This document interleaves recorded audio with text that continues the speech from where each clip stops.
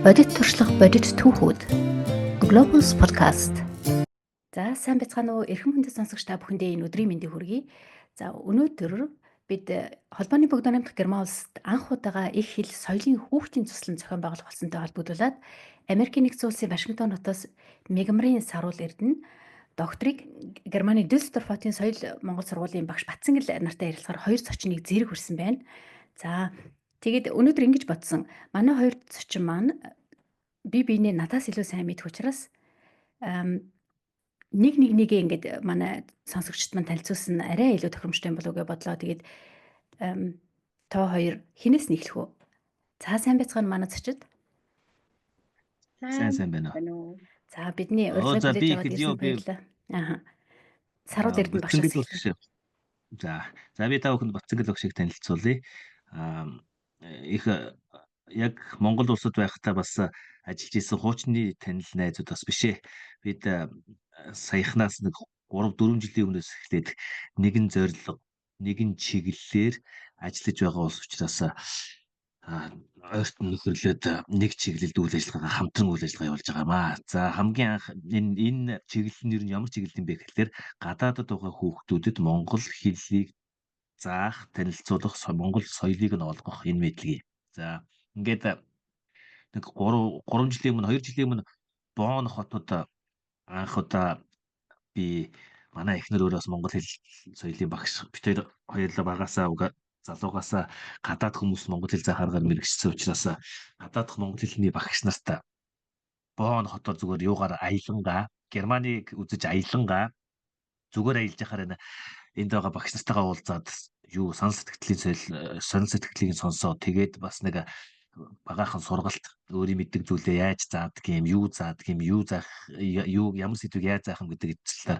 нэг жижиг багаахан сургалт хийчихгээд ингээ энэ сургалтын дээр Батцангэл багш ирсэн юм аа. За тэгээд Батцангэл багштай тэнд танилцаад Германы Монгол сургуулийн багштай танилцаад тэнд хуучин Монголд таньдаг хүмүүс ч байсан Батцангэл багштай анх удаага тэнд танилцсан юм. За тэгээд тэр сургалт маш их үр өгөөжтэй болоод хинхнийхээ учир байдал тэр зорилго чиглэлийг сайн ойлгосны үндсэн дээр нодны жил Дюссельдорфт Батцангэл багш зулаа өгч хоёр өөрсдийнхөө сургууль дээр наран цэцэг бүтээрийг урьж нөгөө нэг сургалтынхаа 2 дугаархыг нь хамт хийсэн байгаа. За тэгээ энэ завсар би бас Батцангэл багшийг юу хийх чадвартай ямар хүн бэ гэдгийг мэдсэн учраас Монгол улсаас боловсролын судлалын хүрээлэнгээс хүүхдийн үгийн сан тогтоох маш сонирхолтой олон багш нар орцсон, гадаад багш нар орцсон том төсөл явж одоо гадаадд байгаа хүүхдүүдийн хамгийн анхны заавал сурах ёстой 1600-ыг тогтоох төсөл их амархан тогтоохгүй чинь нүүр их хөдөлмөрлөлтөө. Тэгээд тэр ажил эхлэхэд би өөрөө Батцангэл багшийг өөрөө биеэр санал болгож оруулаад тэр багт оруулаад ингээд бас хамтран ажилласан. Тэгээд Дюссельдорфод ингээд ажилласан. За одоо ингээд бид 5-6 дахь баг хамтын үйл ажиллагаа болох гэж байгаа шиг байна. Энэ 100 Герман улсад Монгол хэл соёлын төслийг хичээлүүлнэ гэж явж байгаа. За Батцангэл багш гэж одоо Дюссельдорфын соёл сургуулийн ийм багш байна. За баярлалаа танд. За манай Цэнгэ Саруул Эрдэнэ багшийн талаар юу гэж танилцуулах вэ? Би багшаараа магтуултанда бүр босоогүйгээд буцаад ирлээ. Цэнгэ уучлаарай. Чамайг ярихаас өмнө би бас нэг товчхон юм хэлж болох уу? Би Саруул Эрдэнэ багштай ярьслага хийж чамаа гэж ярьсан чинь нэг багш хүн бас тэгж хэлжсэн. Маш бахархмаар багш байдэн штэ. Тэгээд хараад тэнгэрийн умдаг алхасантай л адилхан одоо адилаар мэдрэгднэ гэд надад ингэ хэлжсэн. Тэгээд би тэр багшд би одоо өөрөө тэнгэрийн умдаг атгаж үзээгүй учраас өөрийнх нь танилцсан хүмүүсийн одоо хамгийн хүндэлж дээдэлдэг хүнтэй л зүйрлээд ярих юм байна да гэдэг ингээд ярьжсэн. Тэгэхээр ер нь тэнгэрийн умдаг атгаж үдсэн мэт гэхээр хэл шинжлэлийн хүний хувьд юу гэж танилцуулах вэ багшаага Саруул Эрдэнэ багшийг? Яагаад тэр хүн тэгж хэлсэн юм бол? Анхны сургалт сая болоод гэдэг ингээ 3 жилийн өмнөөс яг тэгээд би тэд Саруул Эрдэнэ багшийнхаа сургалтанд суугаад ямар өндөр сэтгэгдэлтэй бүр бахархалтай бишрээд бүр хайрлаад татагдаад гарсан байхгүй юу?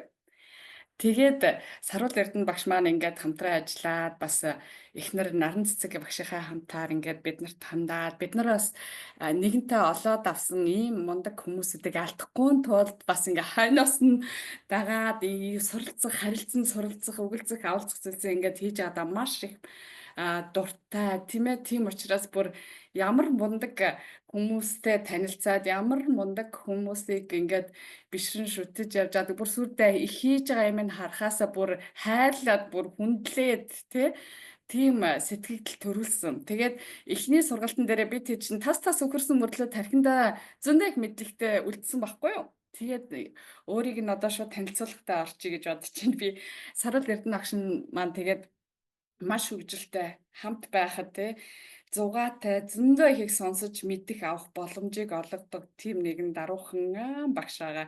Тэгээ эхнэрт нь бас маш их хайртай болоод байгаа. Энгийн жирийн даруухан тэгээд ер нь бол бараг л нууц хатагтай гэж хэлж болно. Сарвал Эрдэнэ багшд тушаагаар тэгээд Сарвал багш л одоо ингээд уг нь бол нараа багшийг би хоёлаа хамт орох уу гэсэн чи би Сарвалт хэлчихье гээл тэгээд Сарвал Эрдэнэ багш тэгээд ингээд өнөөдөр хамт сууж байгаа байхгүй юу.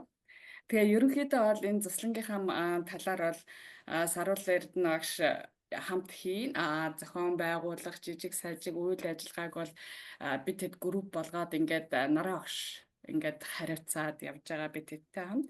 Тэгээ хөл өмбөгт их дуртай өнөөдөр гэхэд хөл өмгнөөсөө орж ирсэн гэж би сонссон. Тэгээд Баярн Мюнхний улаан фэн. Тэгээд би бас нөгөө нэг Сарвал Эрдэнэ багшаас юмд сонирхолтой түүх олон талын зүйлсийг мэдж авъя, сурж авъя гэсэн өргөн тийм сонирхолтой байна гэдгийг бас ирээд 2-3 удаа уулзахдаа мэдэрсэн. Тэгээд дагаад явж байхад иргэдээс нь зөвхөн тэрхэн мөчөд зөндөө их зүйлийг сурж авдаг да их баярлдаг. Тэгээд одоо яг би нөө Википедиагаас бас харлаа л да ямар хүн бэ гэдгийг одоо тэндээс уншаад би хэлчихье. За Мягмарын Сарвал Эрдэнэ гэдэг тэгээ Монголын түүх судлаач, нийтлэгч, хэл шинжилгээ ухааны доктор, Америкийн нэгдсэн улсын Вашингтон хот дахь Конгрессийн номын сангийн Монгол номын мэргэжилтэн, Америк дахь Монголын соёлын төвийн тэргүүн, өдрийн сонины Вашингтон хот дахь тусгай сурвалжлагч, орчуулагч гэсэн ийм хүн байна. За маш их баярлалаа. Маш их сайхан танилцуулга хийж байна. Тэгээд Сарвал Эрдэнэ багшаас би хэдүүлээ бас ярьцлага жоохон чөлөөтэй болох үүднээс эхний үед зүгээр энгийн асуулт асууя би бодлоо. Таны постуудыг уншиж байхад ер нь их сонирхолтой бичсэн юм билээ. Тэгээд одоо цагт хүмүүс ер нь хэл бичиг миний харж байгаа шүү дээ тийм ээ. Хэл монгол хэлэндээ жоохон тааруу болоод байгаа санагддаг. Би өөрийнхөө жишээн дээр ч гэсэн миний үгийн баялаг маш муудсан байсан. Одоо бичих чадвар маань харьцангуй би энэ сошиал медиад ингээ орсноороо өөрөө бас нэг текст бичих санаатай ингээд хэлээ буцаага сайжруулж байгаа гэж хэлий. Ингээд олон жил дандаа галиглаад бичээд монгол хэлээрээ бичихгүй байхаар үнэхээр хэл бол зэвэрдэг юм байна гэдгийг би өөр дөр ингээд одоо өмнө нь зөв бичиж чаддгүй хүнийг жоохон боловсрал дутуу өдр гэж өөрөө боддог байсан бол өөрөө ингээ бичиж чадхаа болчихсон. Одоо тэр боловсрал дутуу гэдэг хүний тоонд ингээ өөрөө орчихсон явж байна. Тэгэхээр монгол хэлээрээ алдаатай бичдэг надад өмнө нь бол надад байж боломгүй зүйл санагддаг байсан. Тэгээд таны постуудыг харж байхад маш их одоо тэр үгийн баялаг, ер нь бичих чадвар, аюул олон төрлийн юмыг тэгээд тэр нэг надад маш их анхаарал татлаа. Тэр пост нь юу байсан бэ гэхэд тэгэхээр таны баг хүн байгаа баг хүн гэдэг мэдхгүй байна. Хүн баг байхдаа нэг сарамшны зурагтай монгол хэвснээсээ хагаад шүн унтж чадахгүй байсан. Ингээд нэг оршин дуу маягаар эсвэл нь ёжилж бичсэн үү ингээд битсэн байсан. Тэгээд тэр айц нь одоо алга болсон болов уу гэж асуу гэж бодлоо. Яа тэгэхээр би өөрөө хүүхдийн хамгаалал хөгжлийн чиглэлээр хүүхд гэр бүлийг дэмжих байгууллагатай хамтарч ажилладаг. Одоо тийм мэргэжилтэн хүн байж байгаа. Тийм болохоор ер нь ийм төрлийн туршлагууд хүүхд төр яг болсон тий. Энд их сонирхол татдаг. Тэгээд энэ асуултыг асууя гэж бодлоо. Айц нь алга болсон тэр ямар очиртай хэвс байсан юм бол? Тэр айдас нь алга болсон гэсэн тэрнээс өмнө тэр монгол хэл хүмүүсийн монгол хэл муудаад байгаа гэдэг тэр нэг зүйл хэлэхэд ер нь нэг ийм юм бас яг одоо бүгдээрээ монгол хэл өмнө их бүгдээрээ сайхан ярьдаг бичдэг байж байгаад одоо бүгдээрээ сайхан муухай ярьдаг бичдэг болчиход байгаа бас бишээ. Тэр яасан бэ гэхээр нэг сошиал медиа гэдэг юм гарч ирээд энэ нийтийн сүлжээ гэдэг юм гарч ирээд хүн болгон юмаа бичиж хүн болгоны бичснийг бусд нь үзэх боломжтой болчиход байгаа. Тэрэн төвчөр байгаа юм.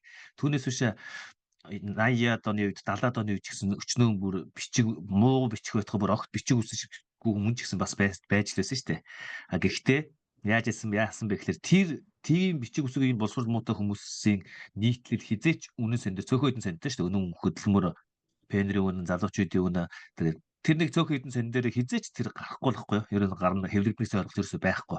Хамгийн гайгүй юм бичдэг, хамгийн сайн сэтгүүлч нар ийм юм гарч идэг, хамгийн мундаг зохиолч нар ийм бүтээлч гарч идэг. Цаана нь юу ч бичиж чадахгүй бичих юм бол маш муу бичих хүмүүс зөндөө байсан. Тэр нь дэвтэр дээрээ ч юм уу өөрийнхөө л гэртээ бичижсэн баг. Тэр нь бид нар хардггүй байсан. Нэг ялгаа нь ийм байгаа. Одоо болохоор чинь сайн муу сайхан муухай хин хамаагүй бүгд тэрийг хараад ахлаар муу нь илүү түрүүнд харагдаад ингээд тэр муудаад байгаа санагдаад байгаа. Түүнээс биш зохиолч нар манай залуу зохиолч нар ч гэсэн мундаг сайн бичдэг зохиолч нар зөндөө байгаа шүү дээ. Тэгээд тэд нар утга зохиолын мэргэжилтүүд нь яг хуучныхаараа бичдгээр бичиж л байгаа. За энэ нэг асуудал. За хоёр дахь нь тэр юуны сарамтнаас айсан болохоор уг нь өөрөө манай туслан бас л одоо бид нар хийх гэж байгаа туслан гэдэг шиг манай энэ Америк дахь туслангаас сурж ирсэн дуугаа сурж ирсэн юм л да. Тэр чинь дөнгөж 3 та 4 та гэсэн билүү. Тэгээд их хөөрхөн буруу сурсан байгаа юм. Буруу сурсныг нь бид нэрээс мдээгүй байсан. Яасан гэсэн чинь дайдаг гэж үгж байгаа юм бэ аваа гэдэг нэг ороод ирсэн. Дайдаг гэж үгс үг гэдэг. Юу тийм үг байхгүй тэр юу дайдаг гэдэг гэсэн чинь сая энэ 12 жилийн магтаал дуун дээр бүх амьтад нь бүгдээрээ дайдаг гэж штэ гэхгүй. Алийг чи хэлдэ гэдгсэн чинь эрдний зүйлэр бөөлжөө гэжэд үе таслаад дайдаг. Арын модон цагирглаа дайдаг. Алдаг ирээн бар юм байна л да. Дэлхий дээгүүр дийгдээ дайдаг.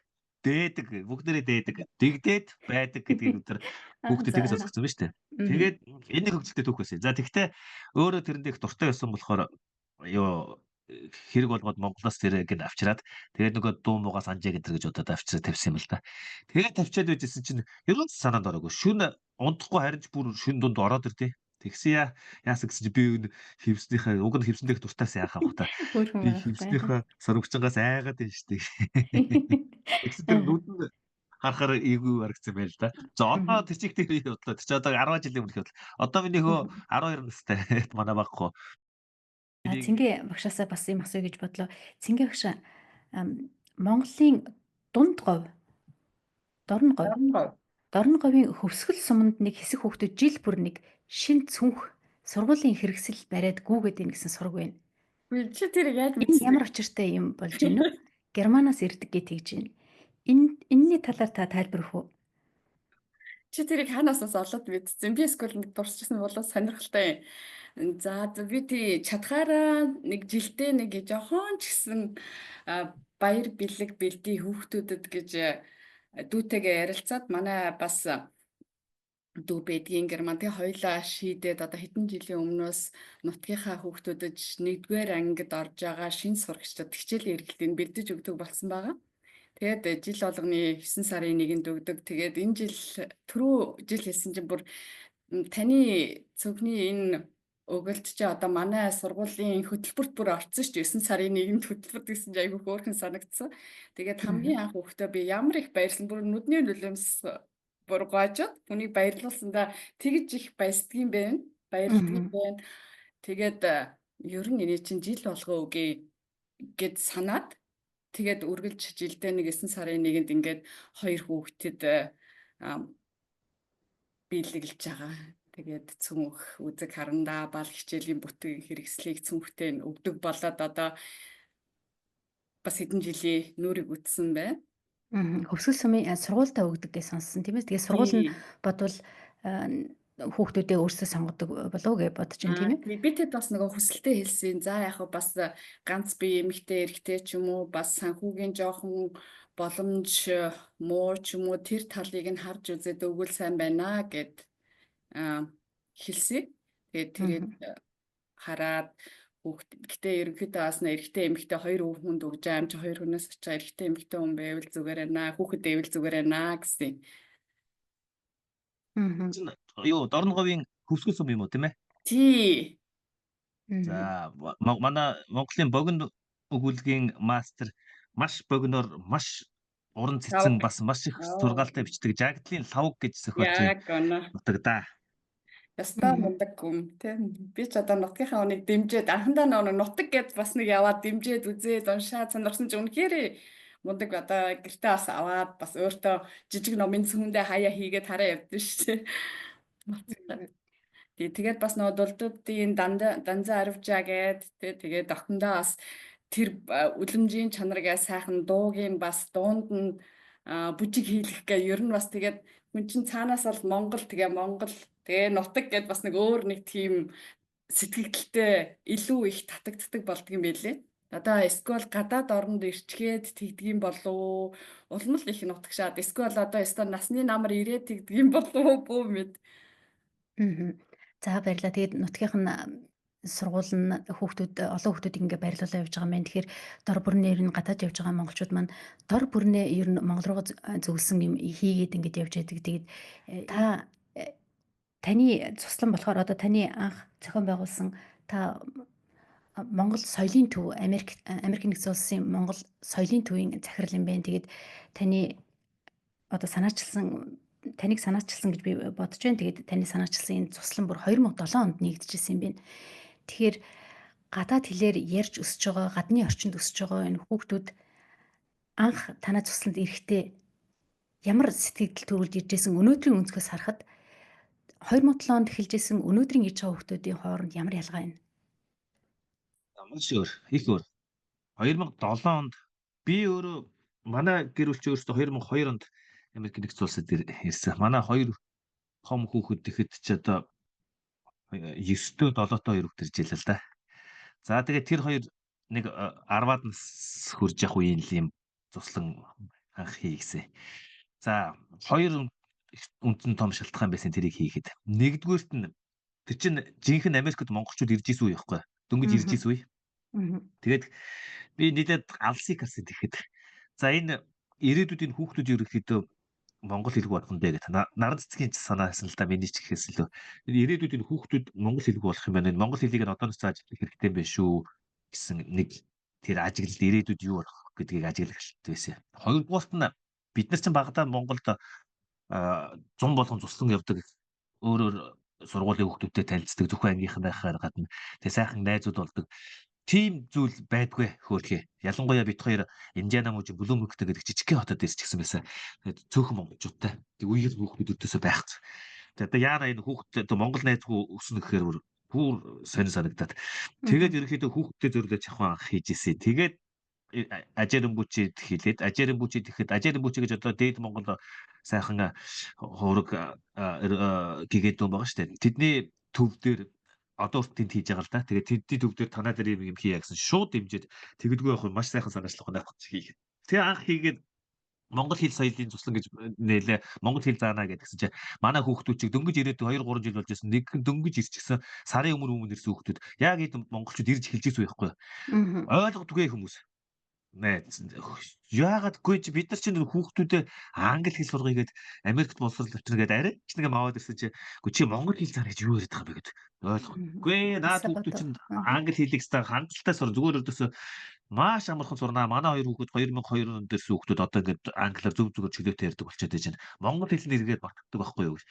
За тийм л юм байлгүй дээ. Тэгээ эхний анх удаа юм ихэд өөр хүмүүс дэмждэггүй жаахан айдیں۔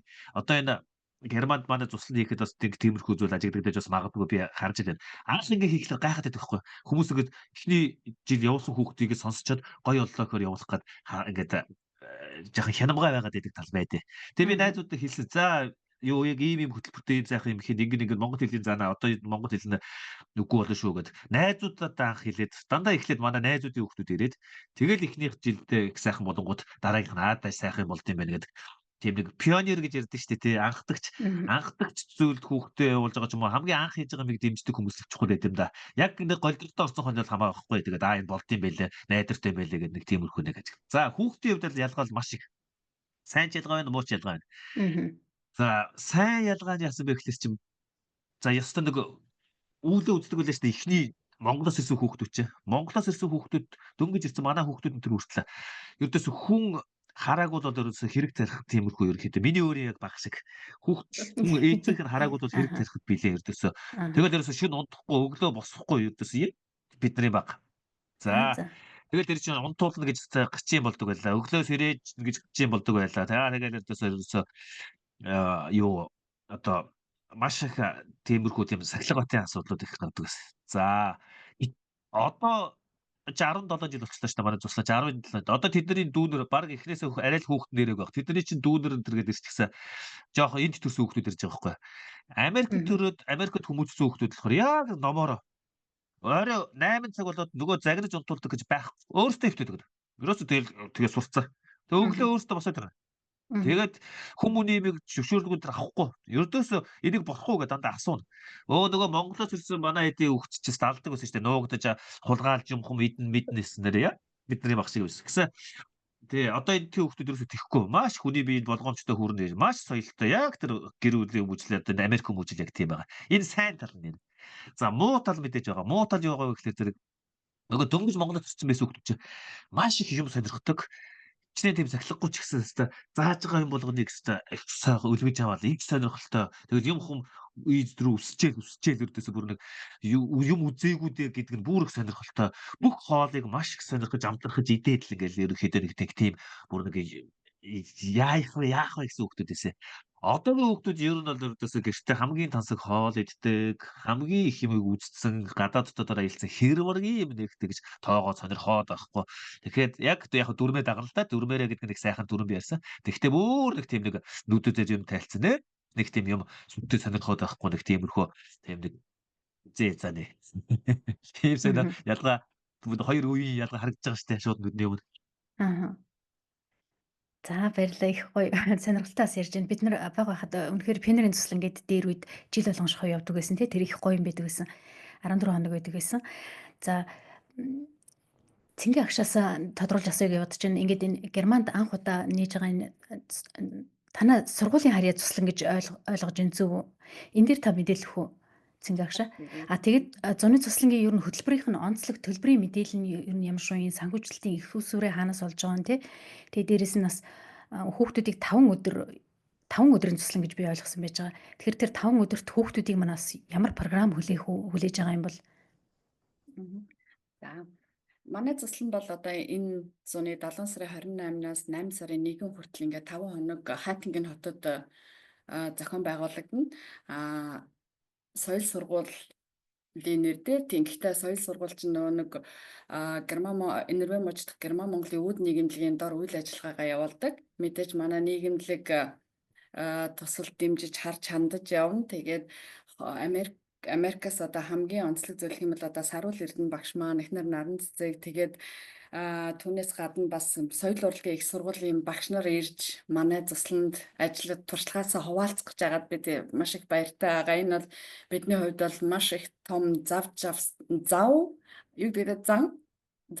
аз завшаа тэгээд гэж үзээд энэ заслангаа одоо зориг шулуудан хийхээр төлөвлөж байгаа. Тэгээд зарим нэгэн хүмүүсүүд бас ингээд бүртгэлийн үйл ажиллагаа явуулсан чинь мэдээж их болгоомжтой хандж ирсэн. Яг баталгаатай болох уу, бүртгүүлсэн чинь болчвол яах уу? Эн чинь бас нөгөө нэг зуны амралтын төлөвлөгөөндөө орж байгаа болохоор маш чухал. За хүүхдүүд ингээд бүрдсэнгүү одоо боллоо гэчвэл бид нар одоо энэ төлөвлөгөөнд маань бас гэр бүлийн төлөвлөгөөнд маань орох нь тэгж байгаа хүмүүстэй одоо энэ Globus podcast-аар дамжуулан хэлэхэд бид ямар ч хэсэг хэдий одоо хитгэн хүүхэд ирсэн ч яасан хийн бид нар төлөвлөсөн жилийн өмнөөс энэ үйл ажиллагаа хийн гэд төлөвлөөд яваад ирсэн. Тийм болохоор та бүхэн санаа зовлтгүй бүртгүүлээрээ ийм сайхан боломжийг бүү алдаарэ. Тэгээд Саруул Эрдэнэ багш маань бол одоо би түрүү бас танилцуулгатай хэлсэн байгаа монгол хэлийг яаж хурдан сурах уу, ямар сонирхолтой болох уу гэх талаар бол энэ зүйлсийг бол 5 хоногт өгч чадна, хүүхдүүдийг дурлуулж чадна гэдгийг мэдсэн. Тийм болохоор монгол хэлийгээ одоо хүүхдүүдэд дурлуулах, таниулах, тийм хүслийн төрүүлэх боломж бас ховорхон боломж олдож байгаа. Тэгээ мэдээж соёл урлагийн сургуулийн мэрэгжлийн багш нар бүжгийн дууны тийм ээ бид хэд одоо нараагш маань яриад хин ямар багшийг авах уу гэдэг үе дээрээ явж байгаа, үе шатн дээрээ явж байгаа. Төлбөрийн хувьд гэх юм бол энэ 5 хоног 500 евро байгаа. Санхүү энэтрэ гэсэн бид бол ерөнхийдөө бол сайн дурын ажилчид үнэхээр өөртөө цалин мөнгө гэж ерөөсөө бодохгүй энд байгаа амьдрах одоо хонох өрөө байр тэгээд хөтөлбөр зугаадсан л одоо усан цэлгээ явах ч юм уу тий цайз үзээд нэг өдрийн зармиг аваад идэх ч юм уу тэр бүхэн тэрд бидний хөтөлбөртөө ерөнхийдөө оруулсан байгаа.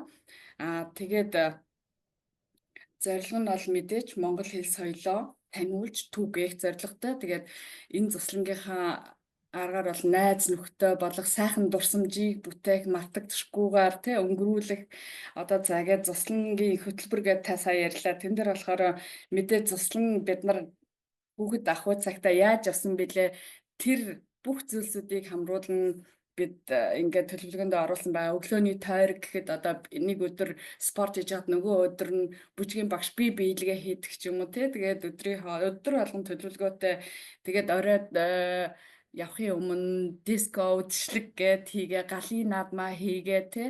Ойр орчмынхоо байгальтай танилцаад тэнд одоо Хайтингийн хотод маань Бранкенштайн гэд цайз байгаа алдартай цайзан дээр гарч харуулна. Ким Надазе гэд сайхан гол мөрөөрсөж байгаа. Тэрийг хараад аялал зугаалаг хийн. Манай байрлах байр маань яг сайхан модон дунд байдаг. Тэгээ бид нэгэн давхарыг ингээд 40 гаруй хүүхдийг хүлээн авах чадвартай байгаа. Тэгээ Германд ч бүх юм төлөвлөгдсөн болохоор бидэд одоо жилийн өмнөөс энэ байраа олцоод одоо боллоо гэх юм бол мэдээч хэдэн хувийн заавал төлнө. Тийм болохоор бид нар харин нэг зүйлийг өгсөн хин дуртай, хин биднийг дэмжих тийм хувь болон албан байгууллага, ферм байвал дуртайя бүх хандвиг ямар ч хандвиг дуртайя авна. Тэгээд би харин сая өчигдөр мэдээ уншаад ерөнхийлөгч Чех улсад ирсэн. Тэгээд Монгол сургууль соёлын төвийг дэмжиж хэдэн сая төгрөг олгох эрхийг гардуулаа гэж пост уншаад өөрөө хүлээн авсан юм шиг маш их баярлсан. Тэгээд бас улсаас маань харж хандаж ингээд хийж бүтээж байгаа хүмүүст маань зөв газраа энэ хөрөнгө мөнгө орж байгаа юм чинь би дотроо бодохдоо бас хандаад бичээд үзье. Хэдэн төгрөг, хэдэн санхүүгийн тусламж, хэдэн материал олгол бид бүхэн дуртай хүлээн авна. Ямар ч байсан өнөө маргааштай хэдүүлээ хамтдаа сууж агаад бас улстай хандаад бичдэм билүү гэдэг төлөвлөгөөтэй л сууж тэр мэдээг харчаад. За ер нь хөтөлбөр дээр би нэг юм хэлчихгүй дахиад нэмээд арай дуусах байсан. За уучлаарай. Тэгээд мэдээж энэгээр хөтөлбөрөө монгол хэл соёлоо түгэхээс гадна түүх байна тий хүүхдүүдийг хооронд нь зугаатай хөгжилтэй найз болох тэр хөгжин тоглоомууд байна. Тэгээд одоо монгол үгээ заагаад ч юм 12 жилээ ч юм өдөр болгон ямар нэгэн сэдвүүдийг аваад одоо монгол баяр гэх юм бол тэр өдрөө монгол ямар баяр идэв гэлээ групп одоо багт хуваагдаад багш нартаа хуваагдаад ингээд багийн ажил хийж дараа нь үзүүлэх юм ингээд бүх төрлөөр явж байгаа. Тэгээд багахан тэмцээн дараа нь сурсан мэдсэн зүйлсээрээ зохион байгуулах сонирхолтой зөндөө хөтөлбөрүүд хүлээж байгаа. За маш баярлалаа. Ер нь их өр өгөөжтэй туслан болох юм байна гэж би бодлоо. Дээрээс нь нэг асуулт асууя гэж бодлоо. Зөвхөн Германд байгаа хүүхдүүд ирж амрах уу? Бас Монголд байгаа зарим эцэгчүүд маань хүүхдээ зуных амралтаар Герман явуулаад Герман орчинд одоо Герман орчныг үзүүлээ, Герман хүүхдүүдтэй танилцуулаад эсвэл Герман хэл сурах гэсэн юм аа. Тийм боломжууд байдгүй гэсэн асуулт надад бас ирж ирсэн. Тэгэхээр Монголоос ирэх сонирхолтой хүмүүсийг бас ах уу? Эсвэл зөвхөн заавал одоо Германаас Европын орнуудаас гэж байгаа юу? Нас бас заасан байгаа юу? Нас бол заасан 9-с 16 насны хооронд хүүхдүүдийг авна гэж заасан байгаа.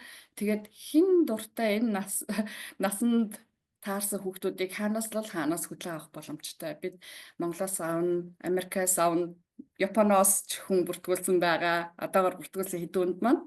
Тийм болохоор бүгдэнд чөлөөтэй бидэнтэй 5 хоногийг хамтран зугаатай өнгөрүүлэхэд дуртай.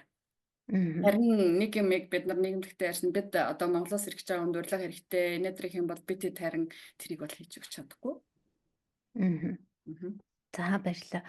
Саруул Эрдэнэгш Кений нэг зохиолч нэрт сэтгэгч хүний хэлсэн үг гэдэг. Хэрвээ бид их хилээ алдвал сүнсээ алдна гэсэн үг гэдэг. Тэгэхээр Монгол хүн их хилээ алдвал юугаа алдна гэж та боддог вэ? Ерөөсөө тэгээд Монголоо тэр чигээр нь алдчихна л да. Сэтгэхүй хэл хоёр шууд холбоотой. Соёл хэл хоёр шууд холбоотой. Нэг цаасны ерөнхий хэл шинжилэлт хэл сэтгэхүй хоёрын холбоог яаж тайлбарлалтын гэхлээр нэг таасны хоёр тал гэж тайлбарлалт юм л да. Тэгээд нэг тал нэг хуудас цаасны нэг тал нь хэл нөгөө тал нь сэтгэхүй. Тэгэд чи нэгийг нь урахгүйгээр нөгөөгийг нь урах гээд үздэг боломжгүй байгааз. Урах юм бол хоёр хамт. байвал хамтдаа бүтэн байна. Тэгэхээр ерөөсөө монгол хэлээ алдах юм бол тэгэл монгол биш болно л гэж. Тэр ерөөсөө үндэсний онцлог хамгийн гол юмыг тээж явдаг юм чинь хэл юм байна. Хэл. Цус ердөөсөө дараагийн асуудал. Цус ер нь хамаагүй. Ердөөсөө ингээд ямар ч цустай хүн Монголд ирээд монгол өсөөд монгол хэлтэй болчих юм бол яг монгол хүн гэсэн үг. Монгол соёлоороо зөвчөд ирсэн. Ямар ч монгол хүн байсан гадаадд ирээд монголоор ярихгүй очих юм бол тэр яг гадаад хүн л болно. Тэр ердөөсөө тэр хэл нь олон тэрийг авч явдаг. Тий. Энэ сайн миний нэрлсэн энэ нэр сэтгэгч хүн бас анх эхлээд англи дээр зохиолоо бичдэг байсан байгаа байхгүй одоо нийтлэлээ ч юм уу. Тэгээс үлдээ яг өөрийнх нь тэр Африкийн орнууд ч бас өөр өөр ингэсэн ингээд хэлүүтэй жижиг омгууд те.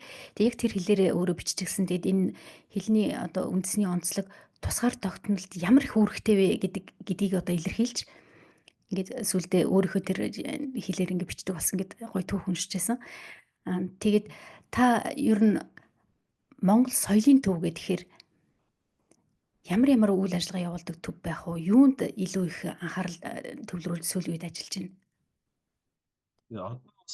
Манай нэг үе бодоход хэвтэйхэн болчлоо. Манай энэ DC-аар зөвхөн DC гэлтгүй Америк нэгдсэн улсад маш олон соёл эрдэмийн холбогдлолтой байгууллагуудад хүмүүс ерөнхийдөө уучраа болоод хөлөө болоод нэгэнт хөлөө болоод нэг амьдрал нь гайг болоод ирэхлээр зэрэг за одоо ингээд Монгол хэл соёлынхаа төлөө янз бүрийн юм хийгээд бүгдээрээ ингээд хамт олон болж ивлэлт нэгдээд Монгол сургуулиуд үүсээд хэвтэйхэн болж.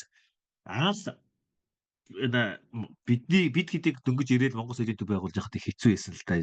Бүх юм шинэ. Америкчууд Монгол гэж ерөөсөө мэдэхгүй. Тэгэхээр ерөөсөө мэдэхгүй байхлаар зэрэг хамгийн анхны үйл ажиллагаа юу гэсэн гэхээр за ерөөсөө Америкт Монгол гэдгийг хэлхлээр таниулах хэрэгтэй байна.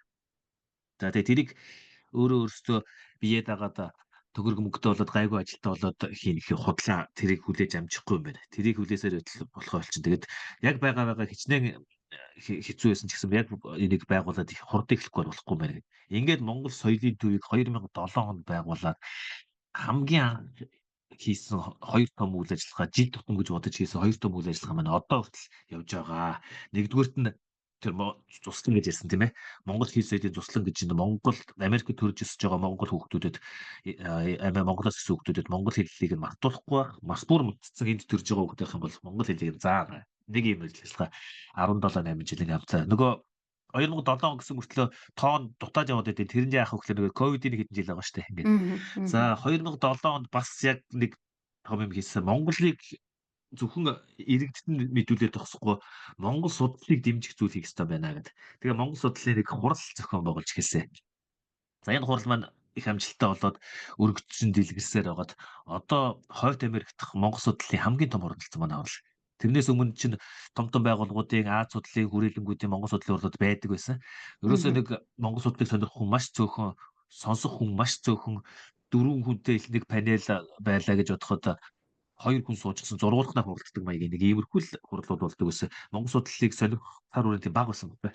Тэгээд Монгол судлалын хурлаа хийгээд одоо энэ ялангуяа энэ Америкийн нэгдсэн улсын ихтэй сургуулиудад сурч байгаа Монгол судлалыг сонирхож байгаа доктор болон магистрийн судалгааны залуучуудыг юу хийж байгаагаа Монгол гэж илтгэж таниулах гэсэн тэр талбарыг нь бэлдэж өгөөд тэгээд манай хурлууд бол маш амжилттай болсон. За энэ хоёр үйл ажиллагаа болохоор жил тутам.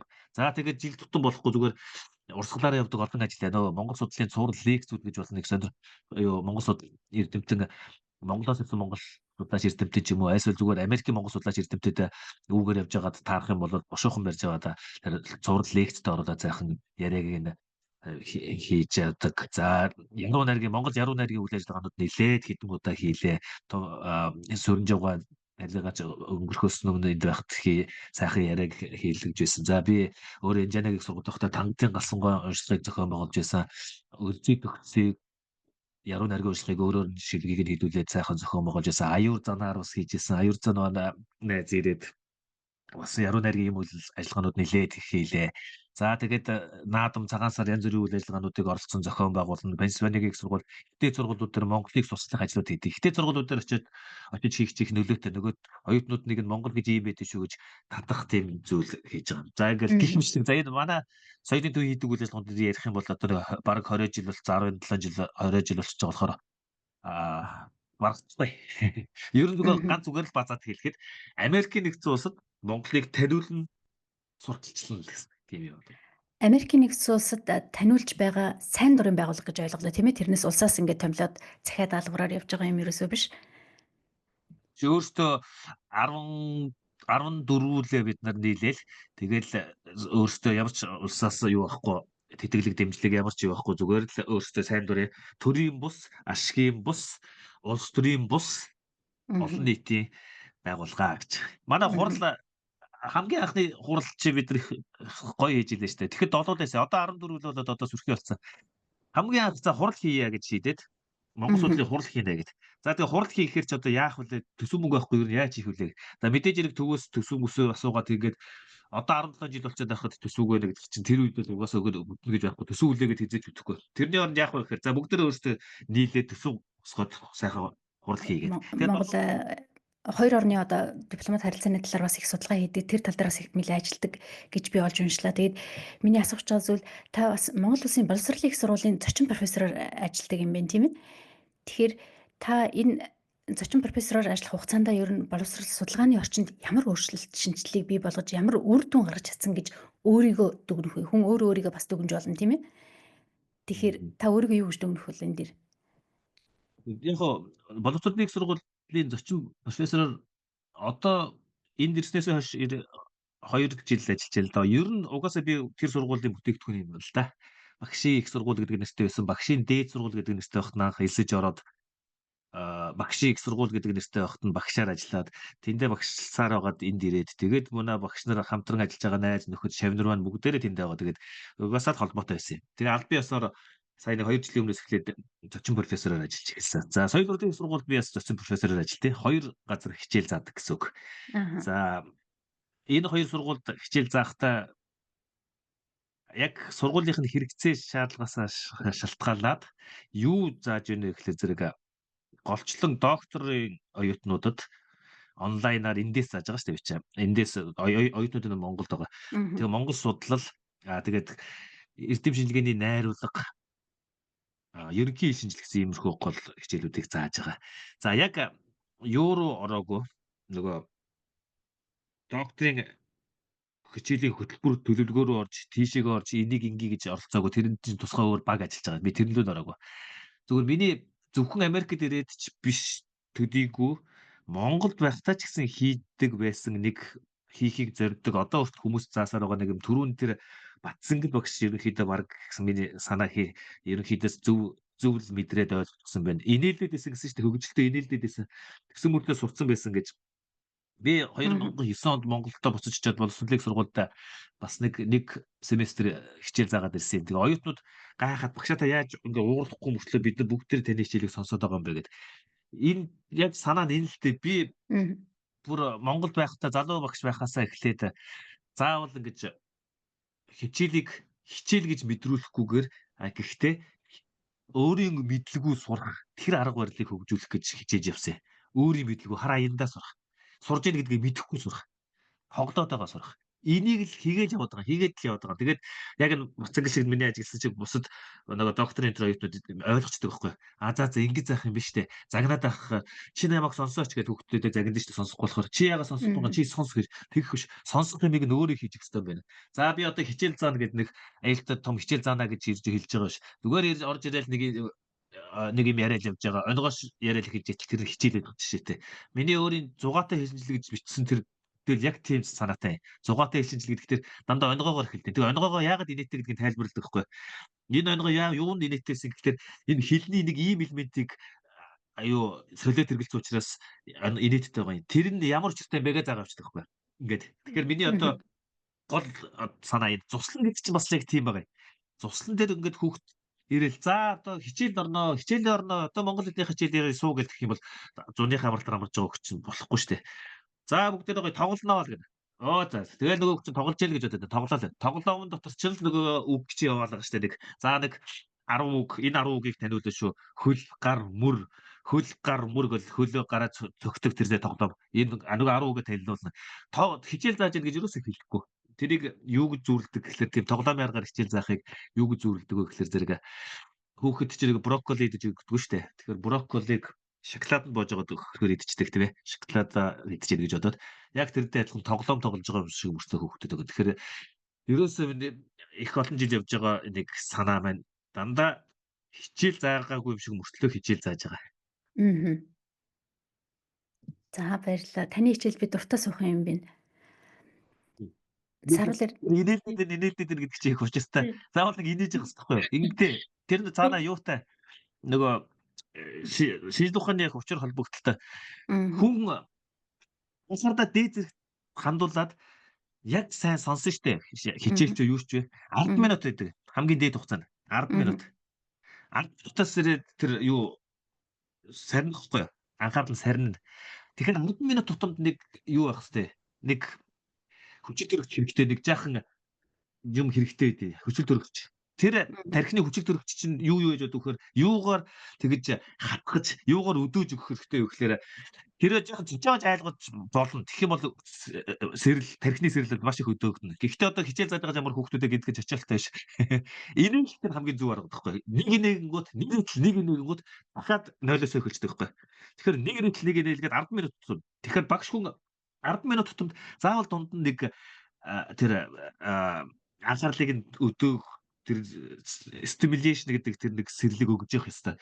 За тэгвэл заавал хүн болгон инээдтэй хошин бас байж чадахгүй шүү дээ. Тэгэхээр заавал хошин биш мөртлөө айлуулах гэдэг бүр мөх болж хичээл чаа. Тэгэх юм бол тийм багш нар яах ёстой вэ гэхлээр за нэг босоод бүгдээрээ нэг гимнастик хийчигээд тий бүгдээрээ босгоод хөл гарыг нь хөдөлгөөд ингээд урсгах шүү дээ. Энийг маш сайн байж байгаа. Энэ чинь тэр энийг За баярлалаа Сарул Эрдэнэгчтэй. Цэнгийн агш хоёлаа та гэд ярьж байгаа илүү чи гэд ярьж байгаа илүү? Хамаагүй чи. Цэнгээ багшийг би өмнө таньдаг бит хоёр үе юм болохоор чи гэд ингээ ярьсан байгаа манай сонсогч гайхаж магадгүй энэ хөтлөгч нь та чигээс ялгаа ойлчлоо гэд. Тэгэхээр цэнгээ багшаа гэд ярьчихаар араас нь та гэдэг үг аяндаа гараад ирд юм байна. Цэнгээ гэхээр чи болоод идэг. Цэнгээ агш та соёл сургуульд одоо нэлээд удаан багшилж байгаа. Нэг хэсэг захирал нь байсан тий танай систем чинь нэг өөр ингээд солигдоод байх шиг байд юм. Багш нарын солигдоод захирал болоод ажлаа бүрэн дүүрэн мэдхийн тулд ингээд солидөг юм болоо ямар нэгэн мэдээж тэр үр бүтээлтэй юм хийдэг баг. Тэгээд цэнгээ багшийн хувьд Монгол хүүхдүүдэд ингээд хичээл зааж хахад заримдаа бид нар өөрсдөө хүүхдүүд биднийг харж одоо бид нар тусгал нь олж ингээд байдаг ч гэсэн бас нэг үе өнгөрч хүүхдүүдээсээ бид нар суралцах үе бас байдаг тийм ээ. Тэгэхээр цэнгээ агшийн хувьд одоо хүүхдүүдээсээ сурч байсан гэсэн тийм байж тээ ч гэдэг юм уу. Ер нь хүүхдээс сурч байсан тийм бас хөөрхөн тийм жишээ байдгүй.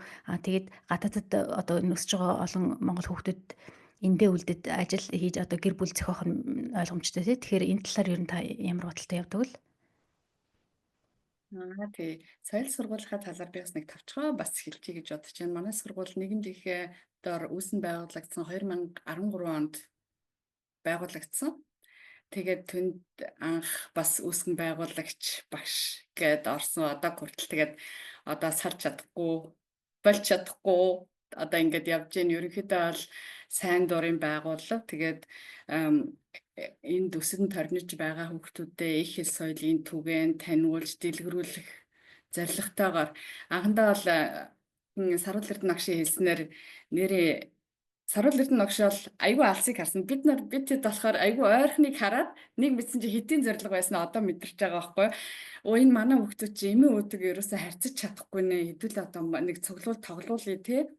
Нэг монгол хэлний жоохон сайжруулъя гэдэг үүднээс хэдэн найзууд нийлээд энэ сургуулаа үүсгэн байгуулад найз маань байр болоод ингээд сайхан 10 гаруй хүүхдүүд нийлээд нэг 3 4 багштай эхэлж ирсэн.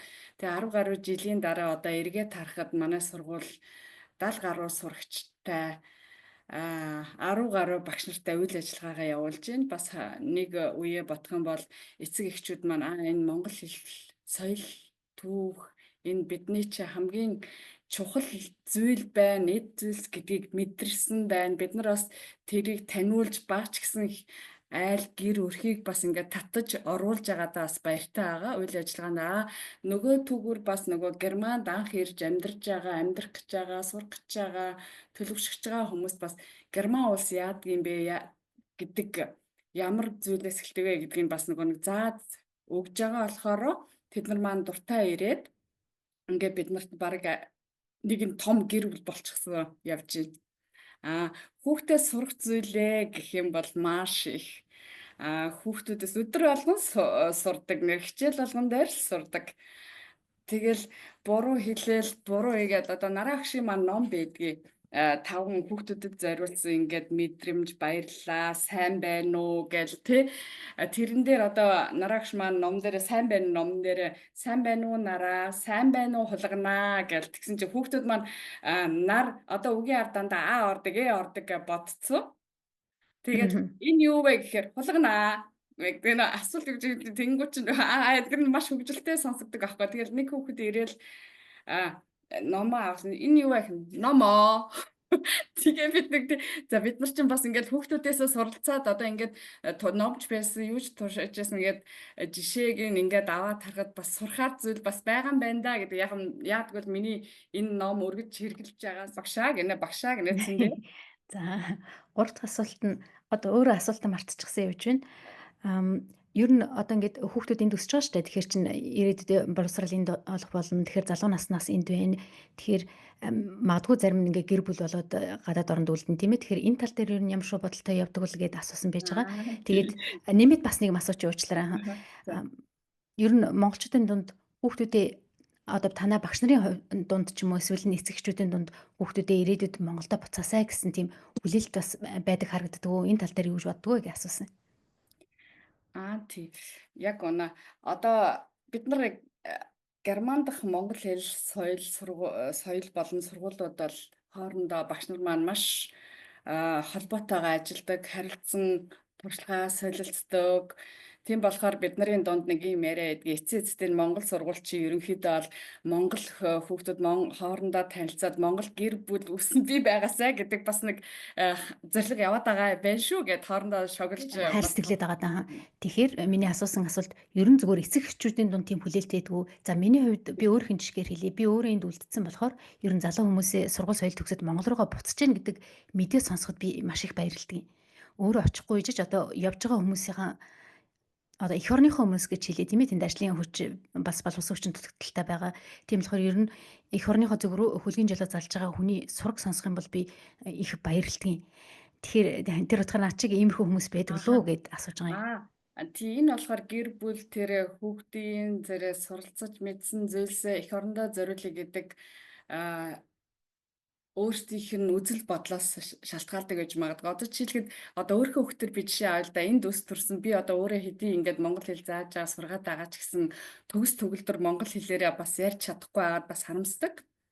Тэр маань одоо энд ингээд төрж өсөөд би Монгол руу яваа бас нэг анхандаа багаас нь одоо анх монгол хэл соёлоо бас өгөөгүй олгоогуудаа бас маш их харамсдаг. Хэрвээ тэр хүүхэд багаасаа Монголтойгоо харьцаатай би тэгэж өгч гэсэн бол Монголтой улам илүү хайртай дуртай байсан бол би нэр энэ сурсан зүйлээ Монголдо очиод бүтээе те Монголд их орондоо туслая гэдэг зүйлтэй байхаг. Тэгхийн болохоор тэр сэтгэл нь одоо хэдийгээр том болсон ч гэсэн Монгол орн чи ямар сайхан гэдгийг нь хэлж өгж амралт болгоноор нь авч явж дурлуулах тийм ажлыг одоо хийж байгаа оройтсон ч гэсэн тийм болохоор зарим хүмүүсийг би бас яг чам шиг бас баярлдаг.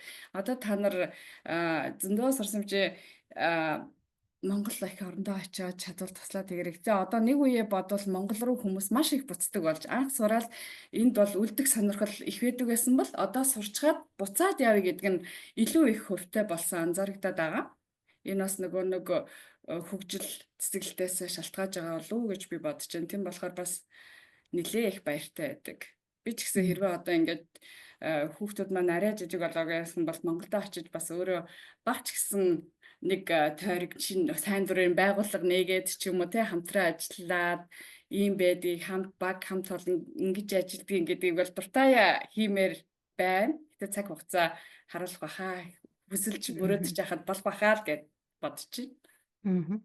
За маш их баярлалаа. Тэгээд оргуугаас оройтсон дээр гээд Орос ардын зүрд зүг гэдэг. Би бас сая тэгж бодлоо. Одоо Цэнгийн агшийн хувьд хэлж штэ хүүхдтэй тухайн үед хэл заах боломж байхгүйсэн учраас сүүлийн үед одоо жилд нэг удаа Монгол руу хүүхдэд дагуулж явж байна гэд миний хувьд ялгаа авахгүй би тэр алдааг хийсэн. хүүхэд маань монголоор бол маш сайн ойлгодог. Ер нь хальтхан бол ярина. Гэхдээ яг Монголоос Монголд амьдарч байгаа хүүхдүүд шиг ярьж чаддаггүй. Тэгсэн харин их сургуулийн оюутан болсон чинь өөрөө кирилл үсгээр бичиж сурахын тулд орос хэлний курс явсан байлээ ашгүй.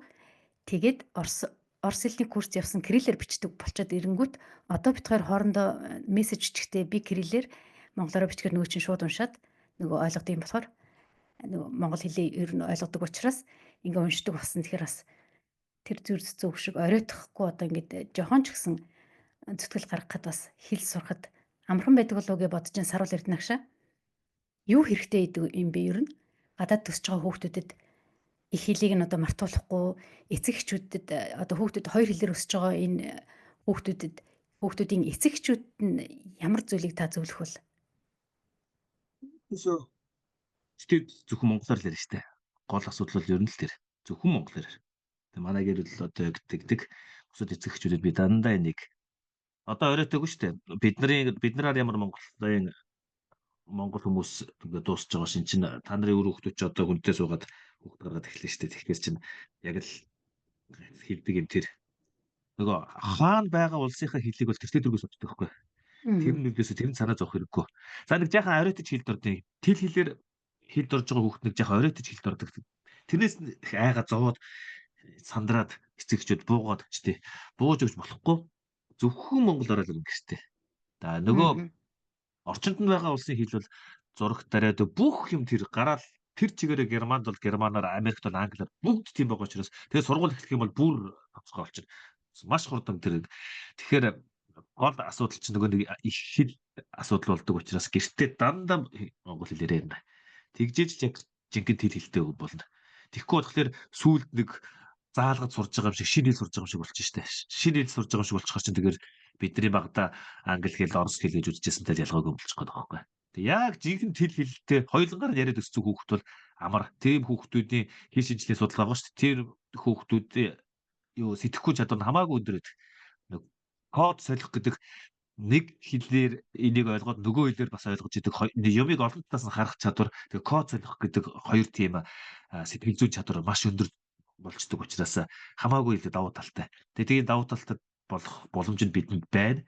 Харамсалтай нь бүх гэр бүлүүд айлуу тэрийг ашиглаж чадахгүй байна. Тийм хос хэлтэй хоёр хэл хэлтэй болчих боломжийг алдаад байна.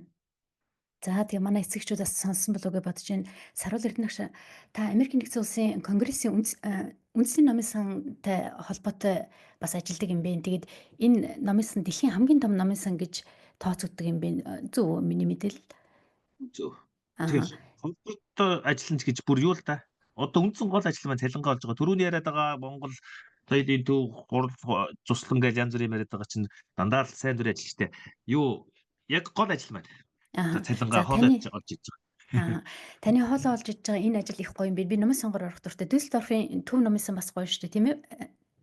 Цэнгэг агшаа. Та ордгоо тийшээ. Би тийшээ орж үзээгүй шүү дээ. Düsseldorf яг үнийг хэлэхэд сургуулиас илүү хол яваагүй байна гэдгээ ерөн тодорхойлсон. Тэр нөгөө өндөр антен дээр нь гарч үзэх юмсан ингээд одоо хотл гарч үзэж амжаагүй л. Тэгээд харин тэрний сургууль Дортмундынхаа номын сангаар бол ордог тий. Амьдардаг газрын тий Düsseldorf-т би нэг ажлын шугамаар тийшээ орох одоо сургуулийн хүүхдээ орох шаардлага гардаг. Би өөрөө орох дуртай учраас бас гоё номын сантай. Тэгэхээр Америк эдний нэгдсэн улсын энэ конгрессийн номын сан дэлхийн хамгийн том номын сан гэхээр маш сонирхолтой номын сан байж таараа. Тэгээ энд ажилтдаг хүн гэхээр та бидэнд юуг сонирхуулж ярих бол тэгээ дээрэс нь энд ажилласнараа бас Монголынхон түүхэнд маш том их одоо тус нэмэр болох их сайхан бүтээл хийсэн байж байгаа. Тэрийгээ та өөрөө ярьж танилцуулсан дээр л гэж бодож байна. За миний олж унснаар бол 20 дугаар зууны Монголын улс төр шашны түүхэнд одоо маш их чухал үүрэг гүйцэтгэсэн гэж түүхэнд бичигдсэн. Улс төрч гэж хэлж болох уу? Дэлгэн утгатыг буддын шашны одоо томоохон зүтгэлтийн улс төрч, дипломатч дэлгэн утгатын одоо захиаг кирилл үсгэн дээр хөрвүүлж хэвлүүлж исэн одоо хүн байж байгаа юм байна та. Тэгэхээр энэ талаар бид нарт дэлгэрэнгүй мэдээлэх үү? Дэлгэн утгат гэдэг маань ямар хүн байв? Яагаад одоо Америк руу гарч ирсэн гэд түүхийг мэдэхгүй хүмүүс бас ээж магадгүй тийм ээ. Тэгэхээр та ажилтайгаа холбоод ингээд номын сангийнхаа тухай тэгээд дэлгэн утгатын тухай бид нарт бас сайхан юм ярьж өглөө гэж бодож байна. Конгрессийн номын сан дэлхийн хамгийн том номын сан 175 сая орчим зүйл тэнд байна. 175 саяас нэг 40 орчим сая ном байгаа. Ном хэвлэгдсэн номууд бол яах вэ? Хүмүүс мэддэг учраас хэвлэгдсэн номууд каталогоор хараад мэддэг учраас тэр 140 саяас бусд нь олон өөр юм байгаагийн дотор гар бичмэл. Тэр гар бичмэл дотор юу вэ гэдэг маш сонирхолтой, маш чухал. Тэрийг каталогийн зөв хийхгүй бол хэн ч олж чадахгүй. Каталог байхгүй бол олж мэдэхгүй шүү дээ. 171 сая гэ боддоо тэр юу байгаа гэж мэдхий. Каталог байхгүй бол тэгээ номын санчи ажил чинь каталог зөв хийж ээж хүнийг хайж байгаа материалыг олуулах тэр л зорилготой тим хэрэгчлээ. За ингээ каталог хийх явцад их сонирхолтой юм олдно. Маш их өөр ирэн суралцах хэрэгтэй. Би Конгрессийн номын санд Овен Латимор яг ажилтнаар орсных зуна Овен Латимор гэж Монгол судлаач эрдэмтэн байдаг. Дэлгэр утгадаг Америкт авчирсан. Тэр хүний гар бичмэл бүх цуглуулга байгаагийн доторос нэг Монголтой холбоотой хэдийн минь үзчихэд далд хийгээд явж байтал foreign буюу гадаад гэсэн ийм нэртэй тийм хавтас байжсэн 5 том хавтас байжсэн. Тэр foreign гэвчлээс энэ дотор хин юу байгаа гэж ойлгоод тэрийг каталогоос аваад үзчихсэн хүн нэгч байдгүй юм байна. Маш санаасргүйгээр нөгөөдгийг онгоолгоод үзсэн чинь Монгол бичгийн захидлууд байсан.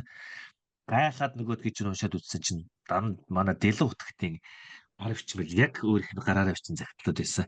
Энэ захидлууд бол Монгол улс хоёр улсын Америкийн нэгдсэн улстай холбоо тогтоох гэсэн оролдлого дэлгэр утгтын Америкийн нэгдсэн улсаас тусламж хүссэн зөвхөн дэлгэр утгатч Монголоос даалгавартаа тусламж хүссэн захидлууд өдрөөс тэрийг дэлгэр утгатыг юу даалгавар өгөөд Монголоос гаргаад тэрийг Америкаас тусламж хүсчихсэн гэж Монголын түүхэнд ердөөс огт бичигдэж байгаагүй ийм сонирхол сайхан захидлууд 108 захидал олдоод тэгээ энийг хөрвүүлээд хэвлүүлсэн. За энэ бол зөвхөн нэг л жишээ юм да.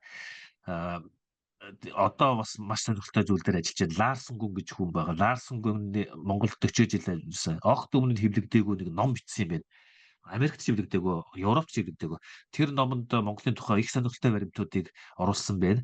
Тэр бас манай номын сонгоос сая ирж байгаа. Энийг би одоо орчуулж гаргах гэж байна. Бичлээ. Зөвхөн жишээнүүд.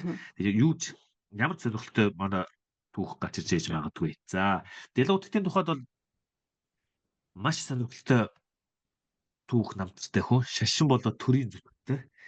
Одоо угаасаа 1911 оны хувьсгал 21 оны хувьсгал хоёр хувьсгалд чинь манай шашны том ламдар их идэвхтэй оролцсон шүү дээ.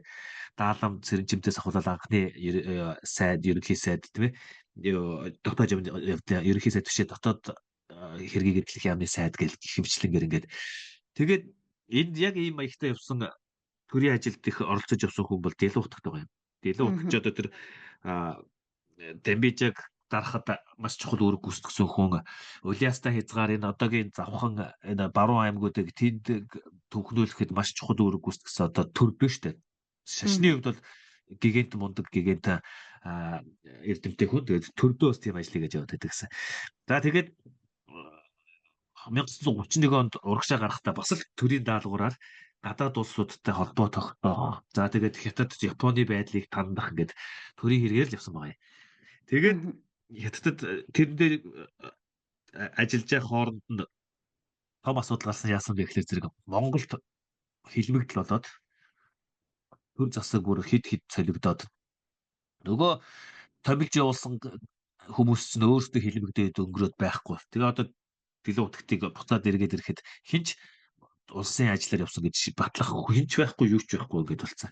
Тэгээд ийм байдалтай болчихсон хүн чинь эргээд очиход бол 37 он ялангуяа бол шууд цаазаараа хурд тодорхой бүх том намрыг бүгдээр ингэ үлдээлг устгасан шүү дээ.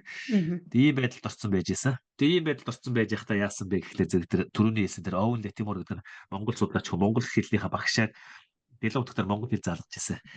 Тэгээ Джон Хопкинс гэж одоо энэ Балтимор их сургуульд байгаа тэнд өөрөө тэнд